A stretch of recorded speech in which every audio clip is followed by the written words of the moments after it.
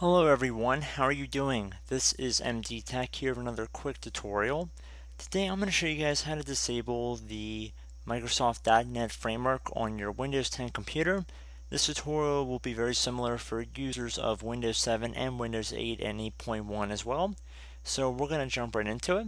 And we're going to start by opening up the Start menu by left clicking on it one time. And now you want to type in Programs and Features. Best match that comes up should say Programs and Features directly above Control Panel. So you want to left click on this entry one time to open it up. So now you want to left click on this option that says Turn Windows Features on or off. So left click on that one time.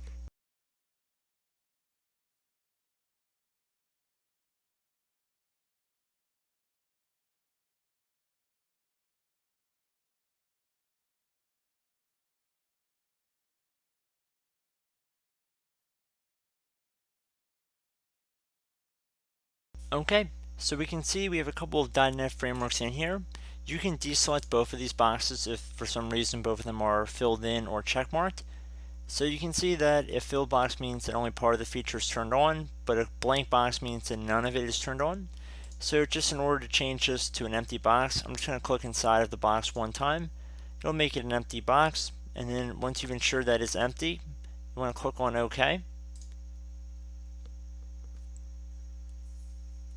And this will take a moment, so just be patient.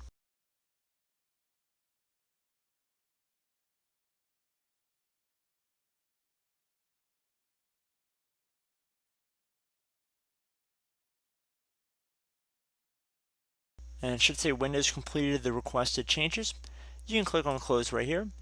And at this point, I'd recommend restarting your computer and you should be good to go. So I hope this brief tutorial was able to help you guys out. And as always, thank you for watching, and I will catch you in the next tutorial. Goodbye.